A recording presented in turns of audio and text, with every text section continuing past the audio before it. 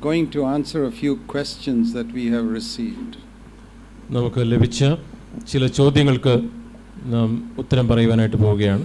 These are mainly related to the church and to sisters. സഭയെക്കുറിച്ചും അതുപോലെ തന്നെ സഹോദരികളെ സംബന്ധിച്ചതുമായ ചില ചോദ്യങ്ങളാണ് നമുക്ക് ലഭിച്ചിട്ടുള്ളത്. So we'll answer them one by one. നമുക്ക് ഓരോന്നായിട്ട് ഈ ചോദ്യങ്ങൾക്ക് ഉത്തരം പറയാം. Okay. ഒന്നാമത്തെ ചോദ്യം, could you kindly share a little about our specific calling as a church? സഭയായി നമ്മെ വിളിച്ചിരിക്കുന്ന ആ പ്രത്യേക വിളിയെക്കുറിച്ച് സഹോദരൻ അല്പം സംസാരിക്കാമോ? The general calling for all believers is to be witnesses for Christ. ക്രിസ്തുവിൻ്റെ സാക്ഷികളായി തീരുക എന്നുള്ളതാണ് എല്ലാ വിശ്വാസികളെയും സംബന്ധിച്ച് പൊതുവായുള്ള ദൈവത്തിൻ്റെ വിളി. And the church is called the body of Christ. സഭ എന്ന് പറഞ്ഞാൽ അത് ക്രിസ്തുവിൻ്റെ ശരീരമാണ്. Meaning that it should do the same thing that the earthly body of Christ did for the 33 and a half years when he was on earth. 33 വർഷം ഈ ലോകത്തിലുണ്ടായിരുന്നപ്പോൾ ക്രിസ്തുവിൻ്റെ ശരീരം ക്രിസ്തു ഈ ലോകത്തിലായിരുന്നപ്പോൾ ചെയ്ത കാര്യങ്ങൾ അതിനെക്കുറിച്ച് നാം ചിന്തിക്കേണ്ടതുണ്ട്. Everything that Jesus did, the body of Christ must do. യേശു ക്രിസ്തു ചെയ്ത എല്ലാ കാര്യങ്ങളും ക്രിസ്തുവിൻ്റെ ശരീരമാകുന്ന സഭയും ഇന്ന് ചെയ്യേണ്ടതുണ്ട്. Acts 10:38 says, അപ്പോസ്തല പ്രവൃത്തികൾ 10-ാം അധ്യായം 38-ാം വാക്യത്തിൽ നാം വായിക്കുന്നു, Jesus was anointed with the Holy Spirit. യേശു ക്രിസ്തുവിന് പരിശുദ്ധാത്മാവിനാൽ അഭിഷേകം ലഭിച്ചപ്പോൾ and he went around doing good. അവൻ നന്മ പ്രവൃത്തികൾ ചെയ്തുകൊണ്ട് ചുറ്റി സഞ്ചരിച്ചു. Delivered people who were oppressed by the devil. പിശാചിനാൽ പിടിക്കപ്പെട്ടവരെ അവൻ സ്വതന്ത്രനാക്കി. So that is our basic calling. നമ്മുടെ അടിസ്ഥാനപരമായ വിളി അതാണ്. Do good. നന്മ ചെയ്യുക. Deliver people who are oppressed by Satan. പിശാചിനാൽ പിടിക്കപ്പെട്ടവരെ സ്വതന്ത്രരാക്കുക. That is a very wide ministry.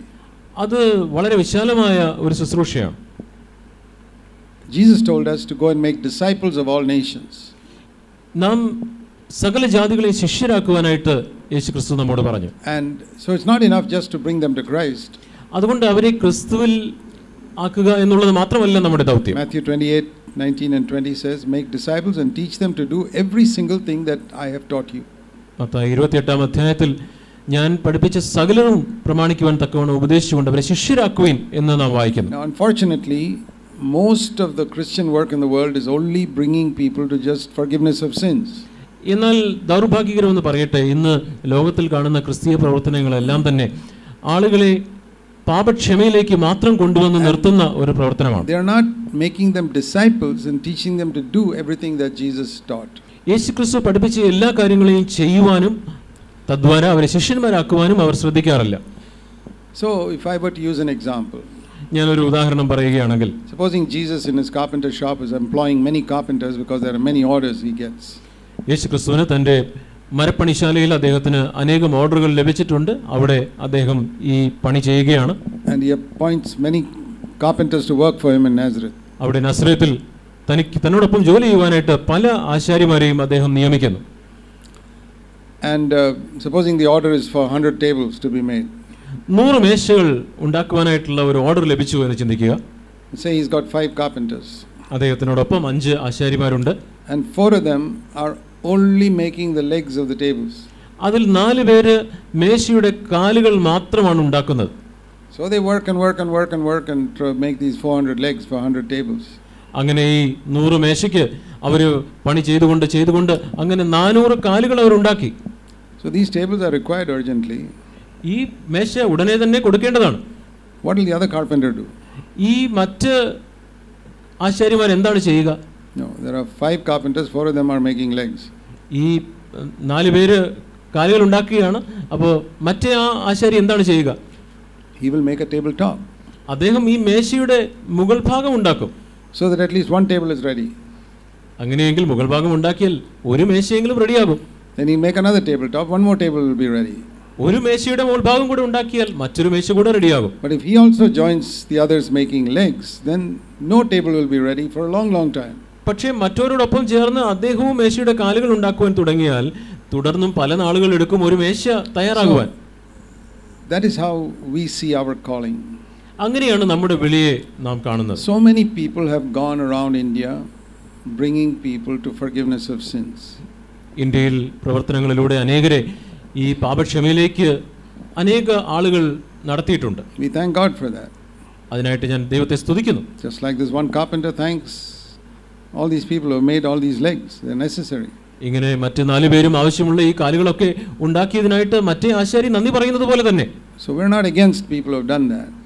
അങ്ങനെ ഈ കാലുകൾ ഉണ്ടാക്കിയ ആളുകളോട് നമുക്ക് എതിരില്ല. But it's an incomplete job.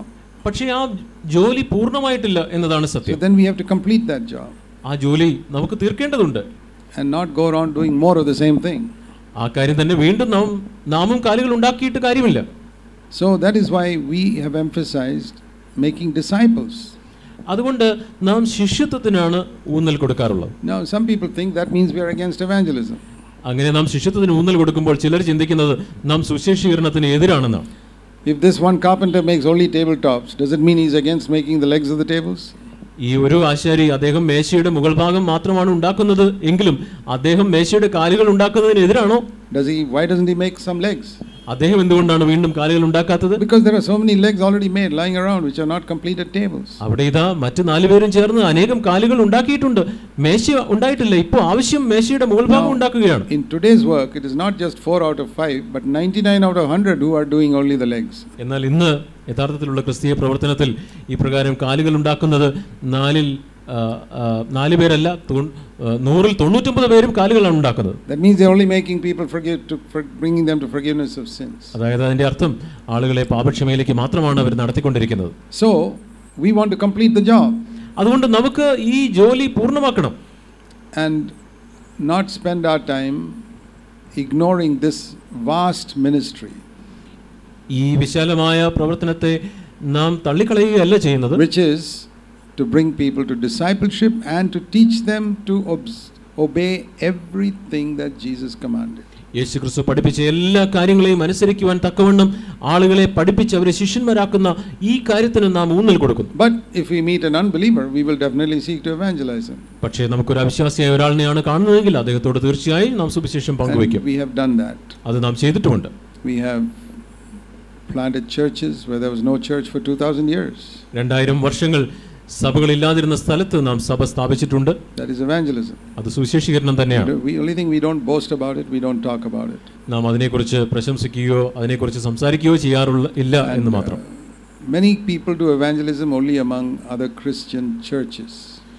മറ്റ് ക്രിസ്തീയ സഭാ വിഭാഗങ്ങൾക്കിടയിലാണ് മറ്റനേകരും സുവിശേഷ പ്രവർത്തനം നടത്താറുള്ളത്. We have sought to spread the gospel to all people. നാം എല്ലാ തരത്തിലുള്ള ആളുകളുടെ ഇടയിലും സുവിശേഷം അറിയിക്കുവാനായിട്ട് ശ്രമിച്ചിട്ടുണ്ട്. And we don't want to advertise statistics and all because that can cause problems for many people. അനേകർക്കും പ്രശ്നങ്ങൾ ഉണ്ടാകാനുള്ള സാധ്യത പരിഗണിച്ച് നാം ഈ കണക്കുകളൊന്നും ആരോടും പറയാറോ ബോധിപ്പിക്കാറോ ഇല്ല. So many groups boasting about how many non-Christians they have brought to Christ and all that.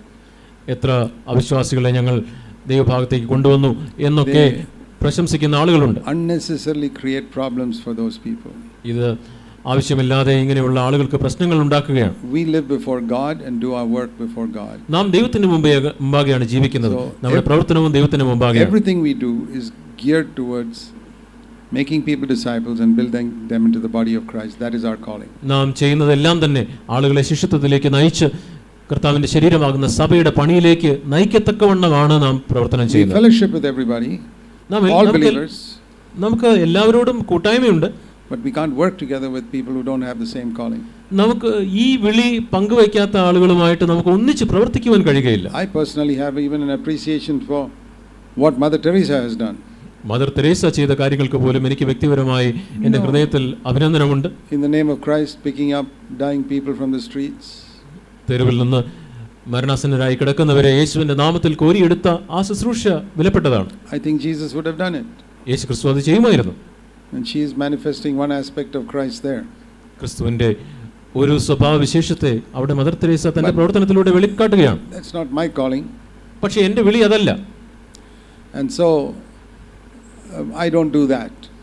അതുകൊണ്ട് തന്നെ ഞാൻ അത് ചെയ്യുന്നുമില്ല. That doesn't mean I'm against what she's doing. ഞാൻ അത് ചെയ്യാത്തതുകൊണ്ട് ആ സഹോദരി ചെയ്യുന്നതിന് ഞാൻ എതിരാണ് എന്നല്ല എൻ്റെ അർത്ഥം. So some people think that anything you don't do, you're against it. ചിലർ വിചാരിക്കുന്നത് നാം ചെയ്യാത്ത കാര്യം എന്തെങ്കിലും ഉണ്ടെങ്കിൽ നാം അതിന് എതിരാണ് എന്നാണ് ചിലർ തെറ്റിദ്ധരിക്കുന്നത്. No. അങ്ങനെയല്ല. We support a lot of things, but we don't feel that is our specific calling.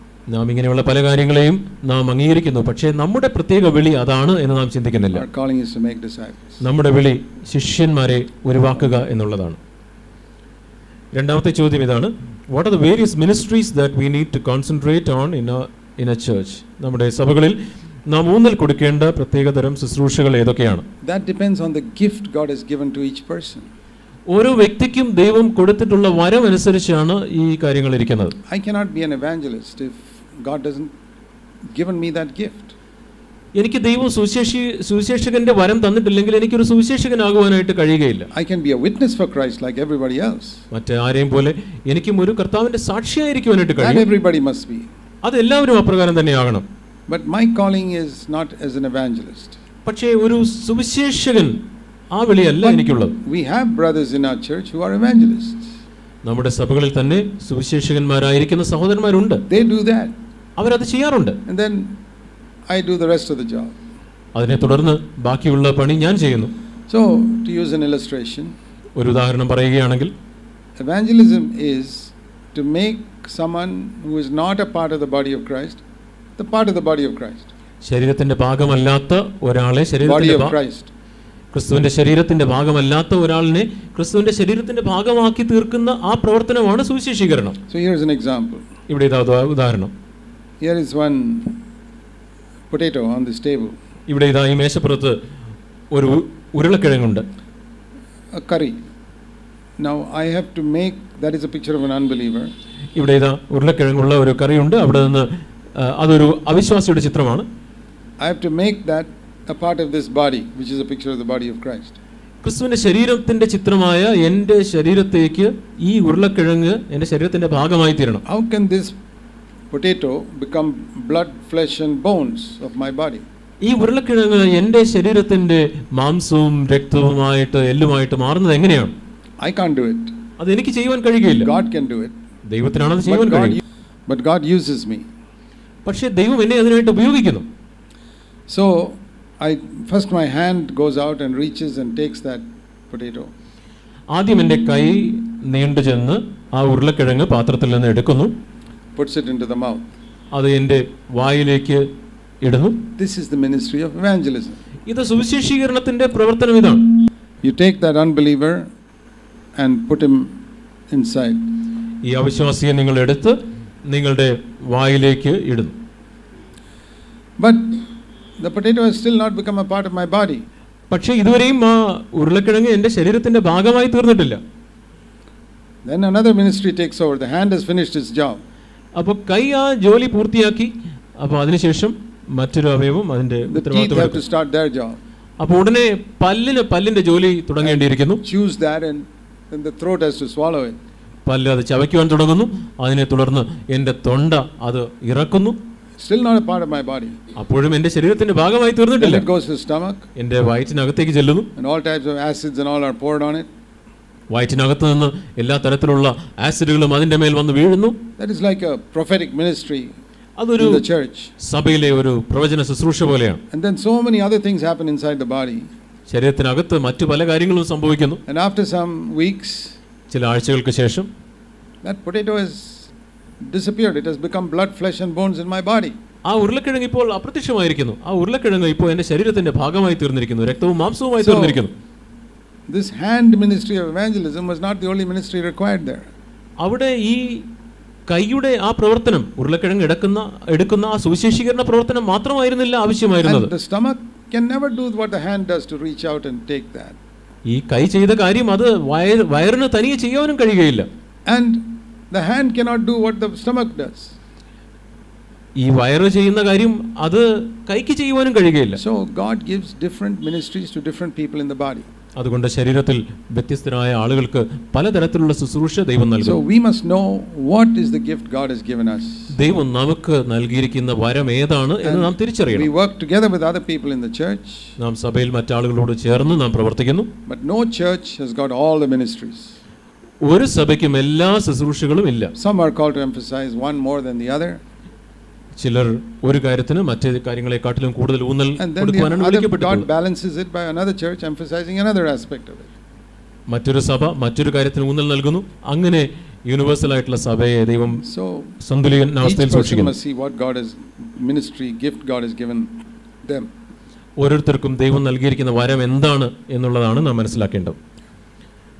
മൂന്നാമത്തെ ചോദ്യം ഇതാണ്: Is there anything that we need to take care of while associating with other churches ministries?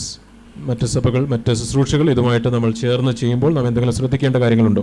We must not compromise the principles of Jesus Christ in any ministry.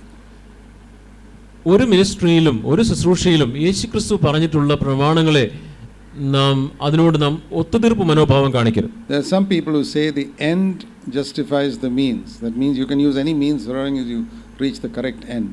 ചില ആളുകൾ പറയാറുണ്ട്, നാം ഏത് രീതിയിൽ ചെയ്താലും നമ്മുടെ ലക്ഷ്യം അത് ശരിയായാൽ മതി. That means it doesn't matter what means you use, so long as you convert people, it's enough.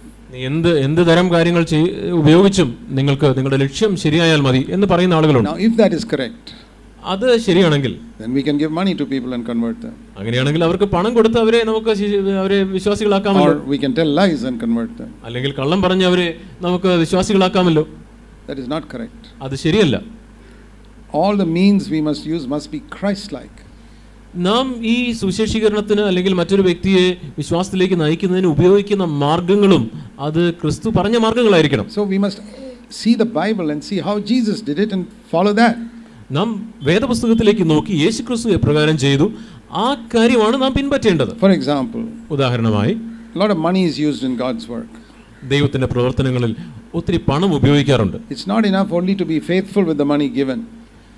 നമുക്ക് ഈ ലഭിച്ചിട്ടുള്ള പണത്തിൽ നാം വിശ്വസ്തനായിരിക്കുക മാത്രം പോരാ. It's not enough to say I am faithful, I don't take any money unrighteously. ഇവിടെ ലഭിച്ചിട്ടുള്ള പണത്തിൽ ഞാൻ വിശ്വസ്തനാണ്, ഞാൻ അതിൽ നിന്നൊന്നും അവിശ്വസ്തനായിട്ട് എടുക്കുന്നില്ല എന്ന് പറഞ്ഞാൽ മാത്രം പോരാ. It's also important to say how did you raise that money to do God's work? എന്നാൽ നിങ്ങൾ ഈ ദൈവപ്രവർത്തനത്തിനായിട്ട് എങ്ങനെയാണ് ഈ പണം സ്വരൂപിച്ചത് എന്നുള്ളതും കൂടെ പ്രധാനപ്പെട്ട കാര്യമാണ്. Is it the same way Jesus did it? യേശുക്രിസ്തു ചെയ്തതുപോലെയാണോ നിങ്ങൾ പണം സ്വരൂപിച്ചത്? You read in Luke 8 verse 2 and 3. ലൂക്കോസ് 8-ാം അധ്യായം 2-3 വാക്യങ്ങളിൽ നാം വായിക്കുന്നു, Jesus received money from different people who gave him. തനിക്ക് കൊടുത്ത വ്യത്യസ്തരായ ആളുകളിൽ നിന്നും യേശു പണം സ്വീകരിച്ചു എന്ന് നാം അവിടെ വായിക്കുന്നു. He certainly needed money because there were 13 people there, some of them who had families he had to support. അവിടെ അവനോടൊപ്പം ചിലർക്ക് കുടുംബങ്ങളുമുള്ള 13 പേരോളം അദ്ദേഹത്തിനോടൊപ്പം ഉണ്ടായിരുന്നു. So including him. അതെ, യേശുവിൻ കൂടെ 13 പേര്, 12 disciples. 12 ശിഷ്യന്മാരും യേശു. And he had to support some of their families. അവരുടെ ചില കുടുംബങ്ങളെ കൂടെ അവന് ഉത്തരവാദിത്വം എടുക്കണമായിരുന്നു. He never sent a report about his work to get money. പക്ഷേ പണം ലഭിക്കുവാനായിട്ട് തന്റെ പ്രവർത്തനത്തിന്റെ ഒരു റിപ്പോർട്ട് ആർക്കും അയച്ചു കൊടുത്തില്ല. The apostles also never sent any report of their work to get money.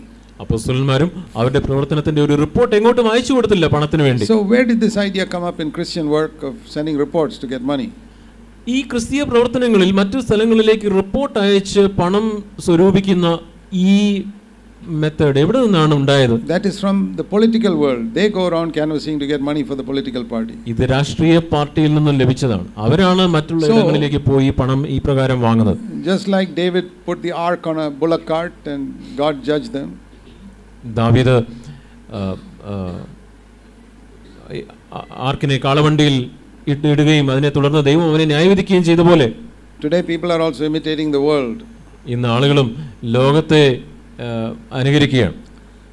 And adopting these methods of political parties. ഇവിടെ രാഷ്ട്രീയ പാർട്ടികളുടെ ആ മെത്തേഡ്സ് ഒക്കെ അവർ അനുകരിക്കുകയാണ്. They say provided our ultimate goal is to convert, it doesn't matter how we raise the money. നമുക്ക് ആളുകളെ മാനസാന്തരത്തിലേക്ക് നയിക്കണം, അതാണ് നമ്മുടെ ലക്ഷ്യം. പണം എങ്ങനെ സ്വരൂപിക്കുന്നതും കുഴപ്പമില്ല എന്നാണ് അവർ പറയുന്നത്. The end justifies the means. അതിന്റെ അർത്ഥം നാം എന്താണോ നാം ലക്ഷ്യമാക്കുന്നത് അത് ശരിയായാൽ മതി, ഏത് മാർഗവും അതിന് ഉപയോഗിക്കാം എന്നാണ് അവർ പറയുന്നത്. Once you adopt that method, you can do every worldly thing. ആ ഒരു പ്രമാണം നിങ്ങൾ അംഗീകരിക്കുകയാണെങ്കിൽ ഏത് തരത്തിലുള്ള ലോകപ്രകാരമായ കാര്യങ്ങൾ ചെയ്യുന്നതിനെ നിങ്ങൾ അംഗീകരിക്കും. There was one group where they taught the girls to give their bodies to men to bring those men to Christ. ചില പ്രത്യേക കൂട്ടങ്ങളിൽ ചില ചെറുപ്പക്കാരികളെ നിങ്ങളുടെ ശരീരം നിങ്ങൾ ആളുകൾക്ക് കൊടുത്തും അവരെ ക്രിസ്തുവിലേക്ക് നിങ്ങൾക്ക് കൊണ്ടുവരാം എന്ന് പറഞ്ഞ കൂട്ടങ്ങൾ വരെയുണ്ട്. Can you imagine such an evil thing? അങ്ങനെയുള്ള ദുഷിച്ച ഒരു കാര്യം നിങ്ങൾക്ക് ചിന്തിക്കുവാൻ പോലും കഴിയുമോ? So we always have to ask ourselves, do you believe the end justifies the means? അതുകൊണ്ട് നാം എപ്പോഴും നമ്മോട് തന്നെ ചോദിക്കണം, നിങ്ങളുടെ ലക്ഷ്യം നിങ്ങളുടെ മാർഗത്തെ സാധൂകരിക്കുന്നുണ്ടോ? So, no, it's not only enough the end is right, the means must also be right. നിങ്ങളുടെ ലക്ഷ്യം ശരിയായിരുന്നാൽ മാത്രം പോരാ, നിങ്ങളുടെ ആ മാർഗം, നിങ്ങൾ അതിനുവേണ്ടി അവലംബിക്കുന്ന മാർഗം അത് ശരിയായിരിക്കണം. The means must be Christ-like. നിങ്ങൾ ഉപയോഗിക്കുന്ന ആ മാർഗം അത് ക്രിസ്തു പറഞ്ഞതുപോലെ ആയിരിക്കണം. Jesus and the apostles did not do, you must not do. യേശു ക്രിസ്തുവും അപ്പോസ്തലന്മാരും ചെയ്യാതിരുന്ന കാര്യങ്ങൾ അത് നിങ്ങളും ചെയ്യരുത്. So that is very important, we must bear in mind. That's why we cannot work with certain churches. അത് നാം എപ്പോഴും മനസ്സിൽ സൂക്ഷിക്കണം. അതുകൊണ്ടാണ് ചില സഭകളുമായിട്ട് ചേർന്ന് നമുക്ക് പ്രവർത്തിക്കുവാൻ കഴിയാത്തത്. For example, they have big crusades for evangelism in different cities. പല പട്ടണങ്ങളിലും വലിയ സുവിശേഷീകരണ കൺവെൻഷനുകൾ നടക്കാറുണ്ട്. And I never joined them because they go collecting money from the unbelievers before the meeting. Meeting തുടങ്ങുന്നതിന് മുമ്പ് അവിശ്വാസികളായി അവിടെ ഇരിക്കുന്ന ആളുകളോട് പോലും അവിടെ പോയി സ്തോത്രകാഴ്ചയായിട്ട് പണം പിരിക്കാറുണ്ട്. Bible says you must never take money from unbelievers for God's work. അവിശ്വാസികളിൽ നിന്ന് ദൈവത്തിന്റെ വേലയ്ക്ക് വേണ്ടി പണം സ്വീകരിക്കരുതെന്ന് ദൈവത്തിന്റെ വചനം പറയുന്നു. Because of all these worldly methods that 99% of Christians use, I cannot work with any of them. ഈ ക്രിസ്തീയ 99% ക്രിസ്തീയ പ്രവർത്തനങ്ങളും അവിടെ ദൈവത്തിന്റെ വചനത്തിൽ കാണാത്ത രീതിയിലുള്ള അക്രൈസ്തവമായ മാർഗങ്ങൾ അവർ അവലംബിക്കുന്നതുകൊണ്ട് എനിക്ക് അവരോട് ചേർന്ന് പ്രവർത്തിക്കുവാൻ കഴിയുന്നില്ല. No, means that Jesus and the apostles would never use. യേശു ക്രിസ്തുവും അപ്പോസ്തലന്മാരും അവരെ പിൻപറ്റാത്ത മാർഗങ്ങൾ ഉപയോഗിക്കുന്നവരോട് ചേർന്ന് എനിക്ക് പ്രവർത്തിക്കുവാൻ കഴിയുകയില്ല. So that is where we have to be careful. അവിടെയാണ് നാം ശ്രദ്ധിക്കേണ്ടത്. It's better to do less work in a Christ-like way than to do a lot of work in an un-Christ-like way. ക്രിസ്തു ആഗ്രഹിക്കുന്ന വണ്ണം കുറച്ച് പ്രവർത്തനങ്ങൾ ചെയ്യുന്നതാണ് ക്രിസ്തുവിന് ഇഷ്ടമില്ലാത്ത രീതിയിൽ ധാരാളം പ്രവർത്തനങ്ങൾ ചെയ്യുന്നതിലും നല്ലത്. That means we must do our work exactly like Jesus and the apostles did it. അതുകൊണ്ട് അതിന്റെ അർത്ഥം യേശു ക്രിസ്തുവും ശിഷ്യന്മാരും ചെയ്തതുപോലെ തന്നെ ആണ് നാം പ്രവർത്തിക്കേണ്ടത്. We will work with all churches that are willing to follow that principle. ഈ പ്രമാണങ്ങൾ പിൻപറ്റുവാൻ സഭകളുമായിട്ട് ചേർന്ന് നമുക്ക് പ്രവർത്തിക്കുവാനായിട്ട് കഴിയും. And we will not change that just for the sake of the expansion of the work. നമ്മുടെ പ്രവർത്തനം അത് കുറച്ചുകൂടെ വിശാലമാക്കണം എന്നുള്ളതുകൊണ്ട് നമ്മുടെ പ്രമാണങ്ങൾക്ക് നാം അയവ് വരുത്തുകയില്ല. Could you share briefly about church leadership? സഭയുടെ നേതൃത്വത്തെക്കുറിച്ച് ചുരുക്കമായിട്ട് സംസാരിക്കാം. Yeah, every leader must be able to say, like Paul, follow me as I follow Christ. ഞാൻ ക്രിസ്തുവിനെ അനുഗമിക്കുന്നത് പോലെ നിങ്ങൾ എന്നെ അനുഗമിക്കുക എന്ന് പൗലോസ് പറഞ്ഞതുപോലെ എല്ലാ നേതാക്കന്മാർക്കും പറയുവാൻ കഴിയും. In other words, his life must be an example. അല്ലെങ്കിൽ മറ്റൊരു വിധത്തിൽ പറഞ്ഞാൽ അവന്റെ ജീവിതം മറ്റുള്ളവർക്ക് ഒരു മാതൃകയായിരിക്കണം. His attitude to money must be example. അദ്ദേഹത്തിന്റെ പണത്തോടുള്ള മനോഭാവം ഒരു മാതൃകയായിരിക്കണം. His family, the way he's brought up his children must be an example. തന്റെ കുഞ്ഞുങ്ങളെ അദ്ദേഹം വളർത്തിക്കൊണ്ടുവന്നത് മറ്റുള്ളവർക്ക് ഒരു മാതൃകയായിരിക്കണം. And his co-workers, with whom his closest co-workers must also be an example. അദ്ദേഹത്തോടൊപ്പം വേല ചെയ്യുന്ന അദ്ദേഹത്തിന്റെ ഏറ്റവും കൂടെയുള്ള അദ്ദേഹത്തിന്റെ സഹപ്രവർത്തകരും ഒരു മാതൃകയുള്ളവരായിരിക്കണം. Then he can be a leader. അങ്ങനെയെങ്കിൽ മാത്രമാണ് അദ്ദേഹത്തിന് ഒരു നേതാവായിട്ടിരിക്കുവാൻ കഴിയുക. So, but if his life is not an example and his family is not an example, he must go and do something else. അദ്ദേഹത്തിന്റെ ജീവിതവും അദ്ദേഹത്തിന്റെ കുടുംബവും മറ്റുള്ളവർക്ക് ഒരു മാതൃകയല്ല എങ്കിൽ അദ്ദേഹത്തിന് മറ്റെന്തെങ്കിലും പോയി ചെയ്യാമല്ലോ. But then you say, then there'll be hardly anybody left to do Christian work. അങ്ങനെയെങ്കിൽ ഒരുപക്ഷെ നിങ്ങൾ പറഞ്ഞേക്കാം, അങ്ങനെയെങ്കിൽ മറ്റ് ഈ ക്രിസ്തീയ പ്രവർത്തനം ചെയ്യുവാനായിട്ട് വേറെ ആരും ഉണ്ടാവുകയില്ലല്ലോ. Yeah, well, that's enough. There'll be good quality leadership then. അത് സാരമില്ല, ഇപ്രകാരമുള്ള ആളുകൾ മതി. അങ്ങനെയെങ്കിൽ മാത്രമേ നല്ല തരമുള്ള നേതാക്കന്മാർ ദൈവസഭയിൽ ഉണ്ടാവുകയുള്ളൂ. Jesus did his whole work with 11 people. യേശുക്രിസ്തുവിന്റെ മുഴുവൻ പ്രവർത്തനവും 11 പേരെ കൊണ്ടാണ് യേശുക്രിസ്തു ചെയ്തത്. But they were quality people. പക്ഷേ അവർ വളരെ മൂല്യമുള്ള തരമുള്ള ആളുകളായിരുന്നു. And that is a great tragedy today. ഇന്നത്തെ ക്രിസ്തീയ സഭയിലുള്ള ഏറ്റവും ദുഃഖകരമായ കാര്യം ഇതാണ്. Got hundreds of people who don't have that quality of life. ഈ ജീവിത മൂല്യങ്ങളോ ആ തരമോ ഇല്ലാത്ത നൂറുകണക്കിന് ആളുകൾ ക്രിസ്തീയ പ്രവർത്തനം ചെയ്യുന്നു. So a leader's life must back up what he preaches. ഒരു നേതാവ് പറയുന്ന കാര്യങ്ങൾക്ക് അദ്ദേഹത്തിന്റെ ജീവിതം സാക്ഷ്യപ്പെടുത്തണം. And his family and the church he's built must back up what he preaches. തന്റെ കുടുംബവും താൻ കെട്ടിപ്പടുത്ത തന്റെ കുടുംബവും തന്റെ സഭയും താൻ പ്രസംഗിക്കുന്ന കാര്യങ്ങൾക്ക് പിന്തുണ കൊടുക്കുമാറ് അതിന്റെ പുറകിലുണ്ടാകണം. He must not be like a politician trying to canvass votes to support him in any local church. തനിക്ക് പിന്തുണയ്ക്കായിട്ട് മറ്റുള്ളവരോട് ക്യാൻവാസ് ചെയ്യുന്ന രാഷ്ട്രീയക്കാരെ പോലെ മറ്റുള്ളവരുടെ ഈ തരത്തിലുള്ള സപ്പോർട്ട് തേടുന്ന ഒരാളായിരിക്കരുത് ഈ നേതാവ്. I've seen elders like that who go around just trying to get people to support them. തങ്ങളെ സപ്പോർട്ട് ചെയ്യാനായിട്ട് മറ്റുള്ളവരുടെ അടുത്ത് പോയി വോട്ട് ചോദിക്കുന്നത് പോലെ പോകുന്ന മൂപ്പന്മാരെ ഞാൻ കണ്ടിട്ടുണ്ട്. Such people are politicians. They should go to politics and not be leaders in churches. അങ്ങനെയുള്ളവർ അവർ രാഷ്ട്രീയക്കാരാണ്. അവർ രാഷ്ട്രീയത്തിലാണ് പോകേണ്ടത്. അവർ സഭയിൽ നേതാക്കന്മാരായിരിക്കുവാൻ കഴിയുകയില്ല. ഒരു ചോദ്യം കൂടെ ബ്രദറിനോട്, how can we be faithful in handling church funds? സഭയുടെ പണം സഭയിലെ അതെങ്ങനെയാണ് നമുക്ക് വിശ്വസ്തമായിട്ട് ഉപയോഗിക്കുവാനായിട്ട്? We must be careful that money given for the church, we must not touch one paisa of that ourselves. സഭയ്ക്ക് നൽകിയിട്ടുള്ള ലഭിച്ച പണത്തിൽ നിന്നും ഒരു പൈസ പോലും നാം തുടരുത് എന്നുള്ളതാണ് ഏറ്റവും പ്രധാനപ്പെട്ട കാര്യം. Somebody gives you a gift, you can take it. നിങ്ങൾക്ക് ആരെങ്കിലും വ്യക്തിപരമായി ഒരു ഗിഫ്റ്റ് തരികയാണെങ്കിൽ നിങ്ങൾക്കത് സ്വീകരിക്കാം. You may even give a birthday gift to a rich man, he can take it. നിങ്ങൾ ഒരു പക്ഷേ ഒരു ധനവാനായ ഒരു വ്യക്തിക്ക് പോലും ഒരു ബർത്ത്ഡേ ഗിഫ്റ്റ് കൊടുത്തെന്ന് വരാം, അദ്ദേഹത്തിന് അത് സ്വീകരിക്കുന്നത്. He's not a Christian worker, he's just an ordinary brother. അദ്ദേഹം ഒരു സാധാരണ സഹോദരനായിരിക്കാം.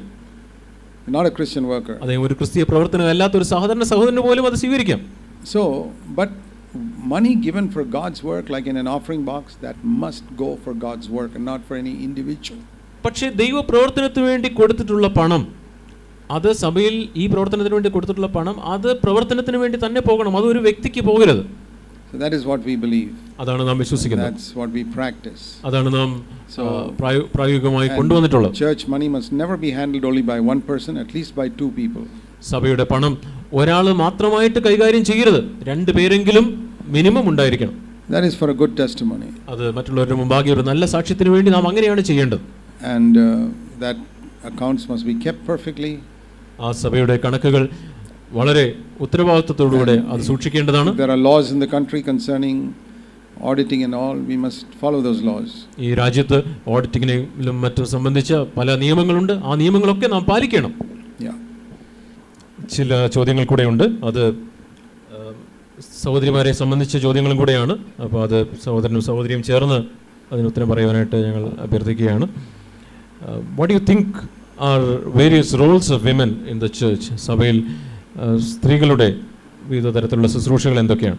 See, in most places 50% of the people are women, churches.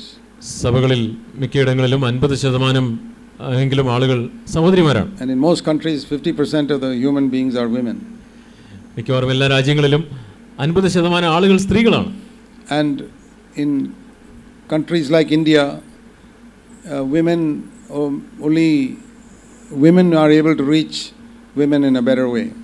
ഇന്ത്യയെ പോലെയുള്ള രാജ്യത്ത് സ്ത്രീകളെ പോയി കണ്ടുമുട്ടി അവരോട് സുവിശേഷം പറയുവാനായിട്ട് സ്ത്രീകൾക്കാണ് കഴിയുക. So women can be great personal evangelists. അതുകൊണ്ട് വളരെ നല്ലവണ്ണം വ്യക്തിപരമായ സുവിശേഷം ചെയ്യുവാനായിട്ട് സ്ത്രീകൾക്ക് സാധിക്കും. They meet so many women and neighbors and all that, they can evangelize them. പല സഹോദരിമാരെയും സ്ത്രീകളെയും അവരുടെ അയൽവക്കത്തും മറ്റു പലയിടങ്ങളിലും അവർക്ക് കാണാൻ കഴിയും, അവർക്ക് ക്രിസ്തുവിനെ കുറിച്ച് പറയുവാൻ ഒക്കും. The only thing forbidden to women in 1 Timothy 2 is leadership in the church and a teaching ministry. 1 തിമോഥെയോസ് 2-ാം അധ്യായത്തിൽ ഈ സ്ത്രീകളെ സംബന്ധിച്ചിടത്തോളം, സഹോദരിമാരെ സംബന്ധിച്ചിടത്തോളം സഭയിൽ തടഞ്ഞിരിക്കുന്നത് 2 കാര്യങ്ങൾ മാത്രമാണ്. ഒന്ന് സഭയിലെ നേതൃത്വം, 2 സഭയിൽ പഠിപ്പിക്കുന്നത്. Other than that, they can evangelize. അതൊഴിച്ച് they can share the word.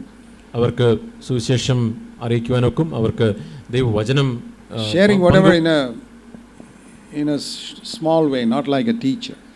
മറ്റുള്ളവരെ പഠിപ്പിക്കുന്നത് പോലെയല്ല, അവർക്ക് ദൈവവചനത്തിൽ നിന്നും അവർക്ക് ലഭിച്ച കാര്യങ്ങൾ testimony as to what God has spoken to them from his word. ദൈവവചനത്തിൽ നിന്നും അവരോട് ദൈവം വ്യക്തിപരമായിട്ട് സംസാരിച്ച കാര്യങ്ങൾ മറ്റുള്ളവരുമായിട്ട് ഒരു പഠിപ്പിക്കുന്ന രീതിയിൽ അല്ലാതെ പങ്കുവയ്ക്കുവാനായിട്ട് കഴിയും. And then of course they can have a great ministry as mothers and Sunday school teachers with children. അതുമാത്രമല്ല അമ്മമാരും സൺഡേ സ്കൂൾ അധ്യാപികമാരും ഒക്കെ ആയിട്ട് അവർക്ക് പല രീതിയിൽ സഭയിൽ സേവനം ചെയ്യുവാനായിട്ട് കഴിയും. As women we can show by our lives more than by our words. നമ്മുടെ വാക്കുകളിലും അധികമായിട്ട് നമ്മുടെ ജീവിതത്തിലൂടെ സഹോദരിമാരെന്ന നിലയിൽ നമുക്ക് മറ്റുള്ളവർക്ക് ഒരു മാതൃക കാണിക്കുവാനായിട്ട് കഴിയും. There are so many books written about how women can do this and women can teach, and a lot of psychology books are there. പലതരത്തിലുള്ള സ്ത്രീകൾക്ക് എങ്ങനെയാണ് സംസാരിക്കുവാൻ കഴിയുക, സ്ത്രീകൾക്ക് എങ്ങനെയാണ് ഇങ്ങനെ ചെയ്യുവാനൊക്കുക എന്നൊക്കെ തരത്തിലുള്ള പല സൈക്കോളജി ബുക്കുകളും ഇന്ന് ലഭ്യമാണ്. And there's a lot of movement towards freedom for women. സ്ത്രീകളുടെ സ്വാതന്ത്ര്യം എന്ന നിലയിൽ പലതരത്തിലുള്ള മുന്നേറ്റങ്ങളും ഈ കാലഘട്ടത്തിൽ സജീവമാണ്. Women get jobs which even men can do. They get the same kind of jobs. ഇന്ന് പുരുഷന്മാർക്ക് ഉള്ള എല്ലാത്തരം ജോലികളിലും സ്ത്രീകൾ ഇന്ന് അവർ അത് ചെയ്യുന്നവരാണ്. And so there are a lot of worldly ideas for women now. അതുകൊണ്ട് തന്നെ ഇന്ന് സ്ത്രീകൾക്ക് ഇപ്രകാരം ലോകപരമായ ചിന്താഗതികൾ അവരെ സ്വാധീനിച്ചിട്ടുണ്ട്. And that's good for us as women to come back to what the scripture teaches for the role of a woman. അപ്പോൾ അതുകൊണ്ട് തന്നെ ദൈവവചനം സ്ത്രീകളുടെ റോളിനെ കുറിച്ച് എന്ത് പറയുന്നു അതിലേക്ക് നാം തിരിച്ചു വരേണ്ടത് വളരെ ആവശ്യമാണ്. God made us below our husbands. We should remember that. നമ്മുടെ ഭർത്താവിന് കീഴ്പ്പെട്ടിരിക്കുവാനാണ് ദൈവം നമ്മെ വിളിച്ചിട്ടുള്ളത്. First is Christ, then the husband, then the wife. ആദ്യം ക്രിസ്തു, അതിനെ തുടർന്ന് ഭർത്താവ്, അതിനുശേഷം ഭാര്യ. Even if our husband is not converted, we should realize what is the place God has put us in. നമ്മുടെ ഭർത്താവ് രക്ഷിക്കപ്പെടാത്ത ഒരാളാണെങ്കിൽ പോലും നമ്മെ ഭർത്താവിന് കീഴെയാണ് ദൈവം വെച്ചിട്ടുള്ളത് എന്നുള്ള കാര്യം നാം ഓർക്കണം. So we can have that wrong idea that we have to correct our husband and show them what is God's word as a teacher. ഒരു പഠിപ്പിക്കുന്ന ആളിനെ പോലെ ഭർത്താവിൻ്റെ അടുത്ത് അദ്ദേഹം ചെയ്യുന്ന കാര്യം ശരിയല്ല എന്ന് അദ്ദേഹത്തെ പഠിപ്പിക്കുവാനായിട്ടുള്ള ഒരു തെറ്റായ ശ്രമം ഈ സഹോദരിമാരുടെ ഭാഗത്തു നിന്ന് ഉണ്ടാകാൻ സാധ്യതയുണ്ട്. We should remember that in God's word, in 1 Peter and in Titus, there are many verses for us for women. ഒന്ന് പത്രോസിലും തീത്തോസിലും സഹോദരിമാരെ സംബന്ധിച്ച് സ്ത്രീകളെ സംബന്ധിച്ച് പല വാക്യങ്ങളുമുണ്ട്, നമുക്കതറിയാം. And the Lord says that by our respectful behavior and our pure life, our husbands can be won. നമ്മുടെ ബഹുമാനപരസ്പരമുള്ള നമ്മുടെ പെരുമാറ്റത്തിലൂടെയും നമ്മുടെ വിശുദ്ധമായ ജീവിതത്തിലൂടെയുമാണ് നമുക്ക് നമ്മുടെ ഭർത്താക്കന്മാരെ നേടുവാനായിട്ട് കഴിയുക. That's why I said that more than our words, our life can speak. അതുകൊണ്ടാണ് ഞാൻ പറഞ്ഞത് നമ്മുടെ വാക്കുകളെക്കാട്ടിൽ ഉപരി നമ്മുടെ ജീവിതമാണ് സംസാരിക്കേണ്ടത്. If we are respectful, then our children will learn to be respectful too. നാം നമ്മുടെ ഭർത്താക്കന്മാരെ ബഹുമാനിക്കുന്നവരാണെങ്കിൽ നമ്മുടെ കുഞ്ഞുങ്ങളും ബഹുമാനം അവരും അഭ്യസിക്കും. And by our lives, many people will be drawn to the Lord. നമ്മുടെ ജീവിതത്തിലൂടെ പലരും കർത്താവിലേക്ക് അടുക്കുവാനിടയാകും. The order of Christ husband wife in that one below the other is found in 1 Corinthians 11 verse 3. 1 കൊരിന്ത്യർ 11 അധ്യായത്തിന്റെ 3-ാം വാക്യത്തിലാണ് ക്രിസ്തു, അതിനുശേഷം ഭർത്താവ്, അതിനുശേഷം ഭാര്യ എന്നുള്ള ആ ക്രമം നാം കാണുന്നു. Christ is the head of the man, man is the head of the woman. ക്രിസ്തു മനുഷ്യന്റെ തലയാണ്, സ്ത്രീയുടെ തല പുരുഷനാണ്. And there is almost every job that a woman does, a man can do better.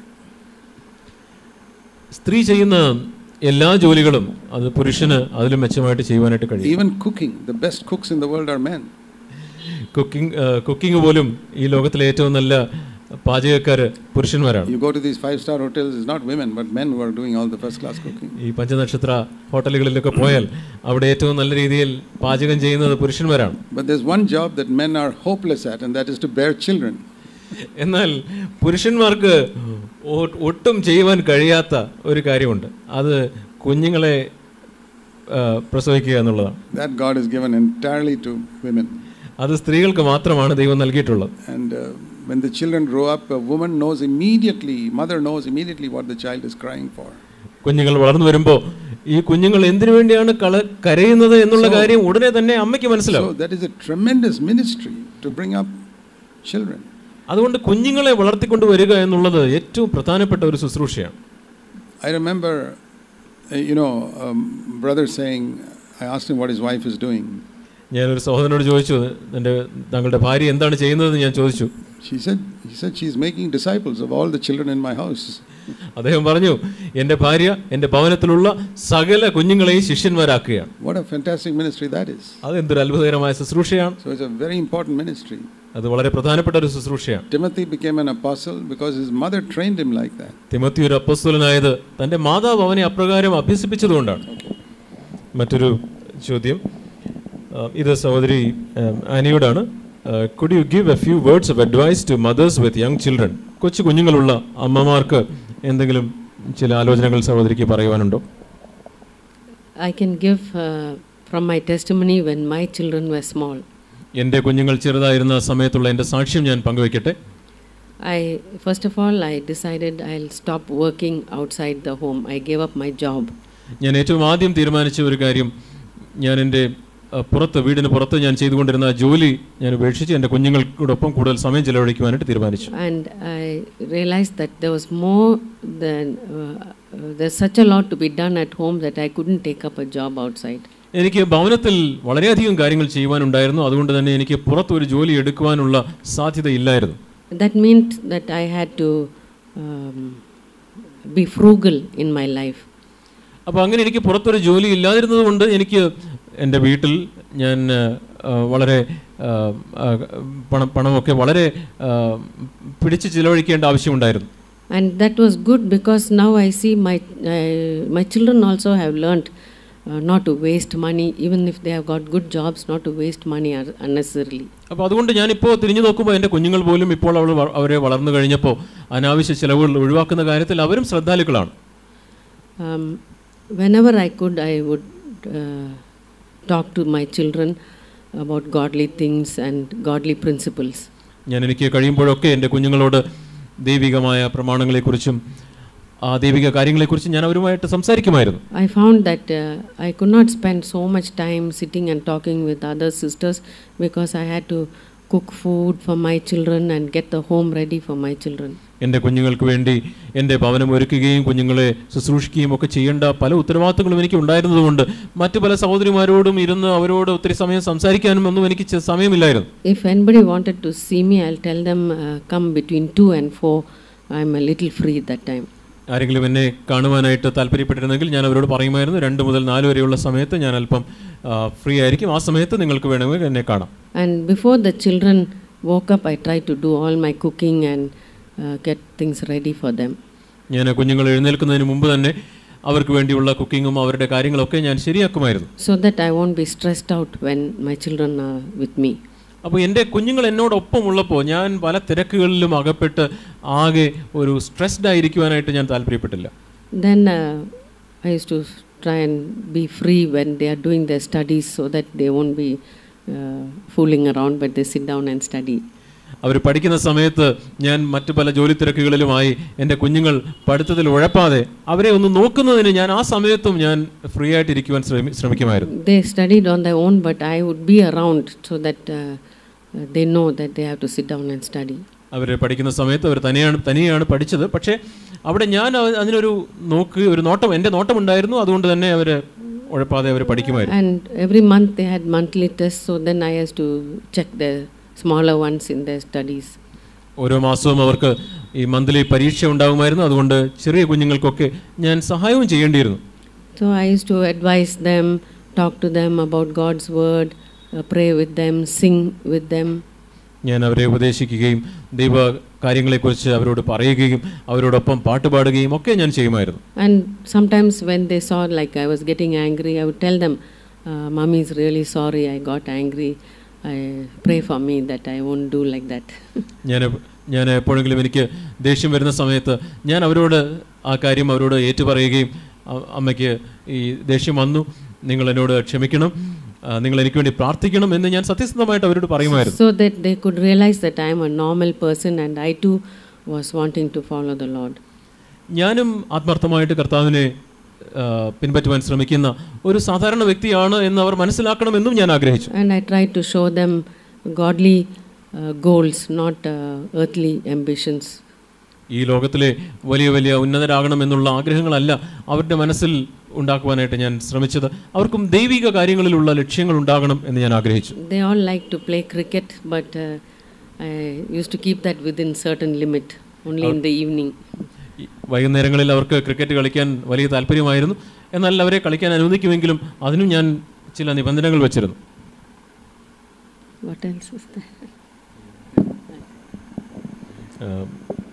മറ്റൊരു ചോദ്യം ഇതും സഹോദരിയോടാണ്. അതായത് after some years of marriage I find that I get much attached to my children and in the process cool off in my love towards my husband. How can I handle this situation? അതായത് വിവാഹത്തിൻ്റെ ചില വർഷങ്ങൾക്ക് ശേഷം ഞാൻ എൻ്റെ കുഞ്ഞുങ്ങളോട് വളരെ ചേർന്ന് പോവുകയും കുഞ്ഞുങ്ങളോടുള്ള സ്നേഹം അതിൽ എൻ്റെ ഭർത്താവിനോടുള്ള സ്നേഹം തണുത്തു പോവുകയും ചെയ്യുന്നു. ഞാനിതെങ്ങനെയാണ് ഈ സാഹചര്യത്തിൽ എന്താണ് ചെയ്യേണ്ടത്? all of us mothers have the tendency to love our children very much. നമുക്കെല്ലാവർക്കും മാതാക്കൾക്ക് നമ്മുടെ കുഞ്ഞുങ്ങളെ വളരെയധികം സ്നേഹിക്കുവാനുള്ള ഒരു പ്രവണതയുണ്ട്. But that's not God's order. We should love our husband more than our children. പക്ഷേ ദൈവത്തിൻ്റെ മുൻഗണന അങ്ങനെയല്ല. നാം നമ്മുടെ കുഞ്ഞുങ്ങളെക്കാട്ടിലും കൂടുതൽ നമ്മുടെ ഭർത്താവിനെ സ്നേഹിക്കണമെന്ന് ദൈവം ആഗ്രഹിക്കുന്നു. And I used to tell the Lord help me to put things in the right order. അതുകൊണ്ട് ഞാൻ ദൈവത്തോട് പ്രാർത്ഥിക്കുമായിരുന്നു, ദൈവമേ ശരിയായ മുൻഗണന പ്രകാരം ഈ കാര്യങ്ങളും ചെയ്യുവാൻ എന്നെ സഹായിക്കണമേ. And I used to pray about it, and the Lord has been helping me in that area. ഞാൻ ആ കാര്യത്തിന് വേണ്ടി പ്രാർത്ഥിക്കുകയും ദൈവം ആ കാര്യത്തിൽ എന്നെ സഹായിക്കുകയും ചെയ്തിട്ടുണ്ട്. I know God has been helping me because now all my children are married and I can leave them alone, and I don't I pray for them, but I'm not so attached to them. എൻ്റെ കുഞ്ഞുങ്ങളുടെ എല്ലാം വിവാഹം കഴിഞ്ഞു, അവരിപ്പോൾ വ്യത്യസ്ത സ്ഥലങ്ങളിലാണ്. അവരെല്ലാം അവരുടെ കാര്യങ്ങൾ അവർ തനിയെയാണ് ചെയ്യുന്നത്. ഞാൻ അവരിൽ നിന്നും ഇപ്പോൾ മാറിയിരിക്കുകയാണ്. ഞാൻ അവർക്ക് വേണ്ടി പ്രാർത്ഥിക്കുന്നു.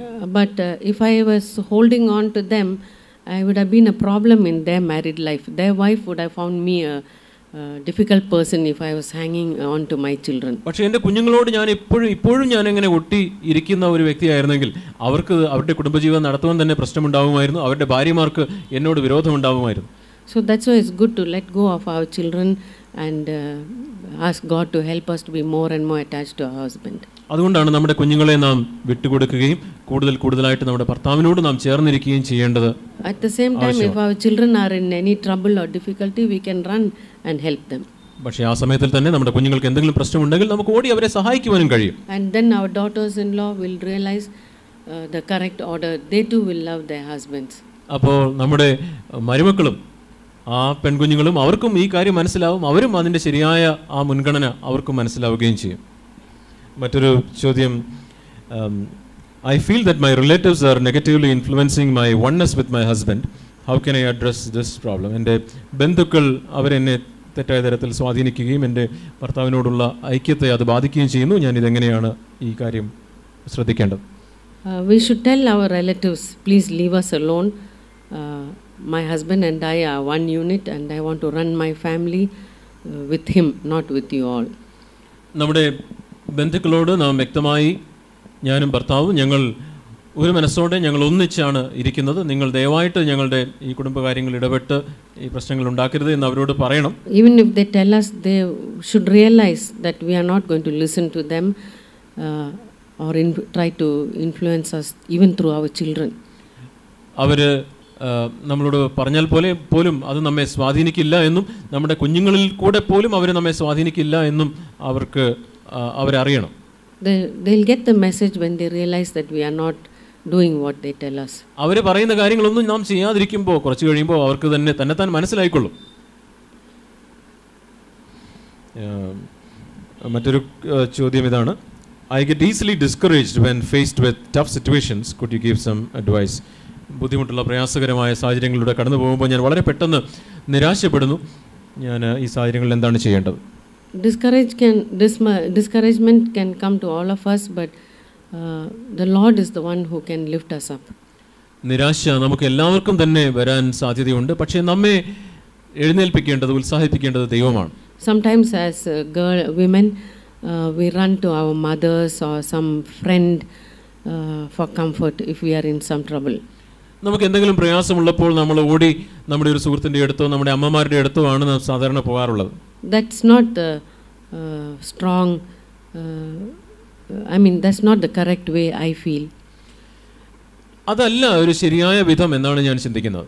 Because in Jeremiah 5 it says, cursed is the man who depends on man and trusts in man for anything. Jeremiah 17 അധ്യായത്തിൽ നാം വായിക്കുന്നുണ്ട്, ഭുജബലത്തിൽ ആശ്രയിക്കുന്ന മനുഷ്യൻ ശപിക്കപ്പെട്ടവൻ എന്ന് നാം അവിടെ വായിക്കുന്നു. And blessed is the one who trusts in the Lord. കർത്താവിൽ യഹോവയിൽ ആശ്രയിക്കുന്നവൻ അനുഗ്രഹിക്കപ്പെട്ടവൻ എന്ന് നാം അവിടെ വായിക്കുന്നു. So any discouragement comes, we say, Lord, I want to look to you and you can encourage me. ഏതെങ്കിലും തരത്തിലുള്ള നിരാശ വരുമ്പോൾ, ദൈവമേ ഞാൻ അങ്ങയുടെ മുഖത്തേക്ക് നോക്കുന്നു, കർത്താവേ ഞാൻ അങ്ങയുടെ മുഖത്തേക്ക് നോക്കുന്നു, അങ്ങ് എന്നെ ഈ സാഹചര്യത്തിൽ സഹായിക്കണമേ എന്ന് നാം ദൈവത്തിൻ്റെ മുഖത്തേക്കാണ് തിരിയേണ്ടത്. And God will encourage us from His word and by His mighty power. ദൈവം തൻ്റെ വചനത്തിലൂടെയും തൻ്റെ വലിയ ശക്തിയിലൂടെയും നമ്മെ അവൻ ബലപ്പെടുത്തും. എന്തെങ്കിലും പറയാനുണ്ട്? There is one verse that really we need to understand if we want to overcome discouragement. നമുക്ക് നിരാശയെ ജയിക്കണമെന്നുണ്ടെങ്കിൽ നാം മനസ്സിലാക്കേണ്ട ഒരു വാക്യം. This applies to men, women, everybody. ഇത് പുരുഷന്മാർക്കും സ്ത്രീകൾക്കും എല്ലാവർക്കും ആപ്ലിക്കബിൾ ആയിട്ടുള്ള ഒരു വാക്യമാണ്. 2 Corinthians 4 verse 1. 2 കൊരിന്ത്യർ 4-ാം അധ്യായം 1-ാം വാക്യം. Therefore, since we have received this ministry, as we have received mercy, we just don't get discouraged. അതുകൊണ്ട് ഞങ്ങൾക്ക് കരുണ ലഭിച്ചിട്ട് ഈ ശുശ്രൂഷ ഉണ്ടാവുകയാൽ ഞങ്ങൾ അധൈര്യപ്പെടുന്നില്ല.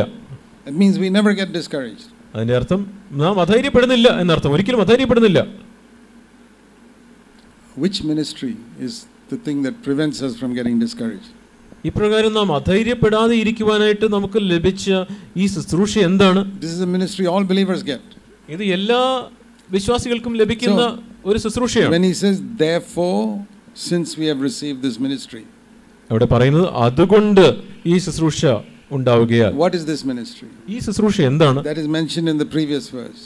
അത് അതിന്റെ തൊട്ട് മുമ്പുള്ള വാക്യത്തിൽ പറയുന്നുണ്ട്. That is the ministry of being changed into the image of Christ by the Holy Spirit.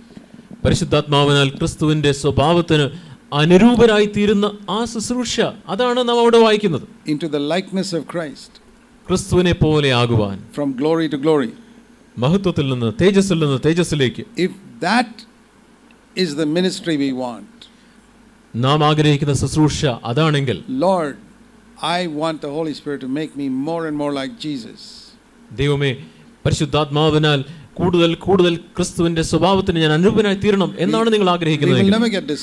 അങ്ങനെയെങ്കിൽ നിങ്ങൾ നിരാശരാവുകയില്ല. Because everything that happens is going to work for my good to make me like Jesus. കാരണം എന്റെ ജീവിതത്തിൽ സംഭവിക്കുന്ന എല്ലാ കാര്യങ്ങളും യേശുവിനെ പോലെ ആയിത്തീരുന്നതിന് അത് എന്റെ നന്മയ്ക്കായിട്ട് കൂടി വ്യാപരിക്കുന്നു. Romans 8:28 says God makes everything work for our good. റോമാലേഖനം 8-ാം അധ്യായത്തിന്റെ 28-ാം വാക്യത്തിൽ നാം വായിക്കുന്നത് എല്ലാം അവൻ സകലവും നന്മയ്ക്കായി കൂടി വ്യാപരിപ്പിക്കും. If we love God, നാം ദൈവത്തെ സ്നേഹിക്കുന്നുവെങ്കിൽ, in the next verse it says that good is, 29-ാം വാക്യത്തിൽ നാം വായിക്കുന്നത് ആ നന്മ എന്ന് പറയുന്നത് not more money or anything like that.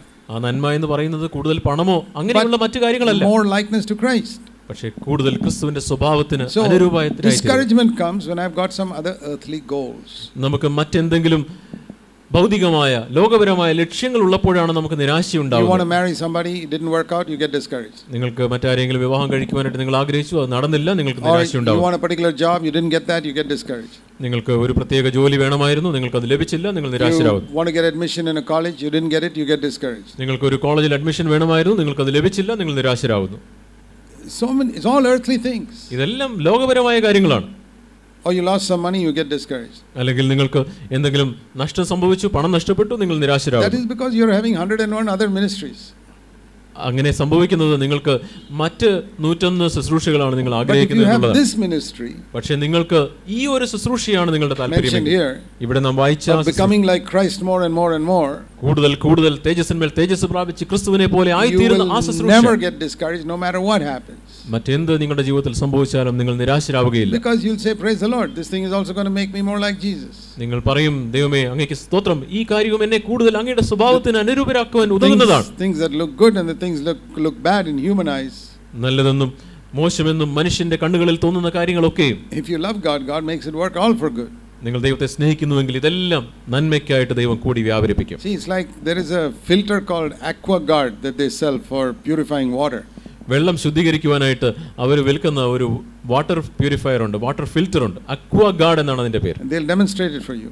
അത് അവർ വന്ന് നിങ്ങൾക്ക് അത് ഡെമോൺസ്ട്രേറ്റ് ചെയ്തു തരും. Put dirty water or clean water on top, you get clean water underneath. നിങ്ങളത് അഴുക്ക് വെള്ളമോ നല്ല വെള്ളമോ എന്ത് അവിടെ ഒഴിച്ചാലും നിങ്ങൾക്ക് പുറത്ത് കിട്ടുന്നത് നല്ല വെള്ളമായിരിക്കും. Romans 8:28 is like that. റോമാലേഖനം 8-ാം അധ്യായത്തിന്റെ 28-ാം വാക്യം അങ്ങനെയാണ്. People do good, people do bad, it all works out for my good. ആളുകൾ നന്മ ചെയ്താലും ആളുകൾ തിന്മ ചെയ്താലും എല്ലാം എനിക്ക് നന്മയ്ക്കായിട്ട് കൂടി വ്യാപരിക്കുന്നു. How can you be discouraged if everything is working for your good? എല്ലാം നിങ്ങളുടെ ജീവിതത്തിൽ നന്മയ്ക്കായിട്ടാണ് കൂടി വ്യാപരിക്കുന്നതെങ്കിൽ നിങ്ങൾക്ക് എങ്ങനെ നിരാശരാകുവാൻ കഴിയും? If you get a promotion in your job and your salary becomes double, do you get discouraged?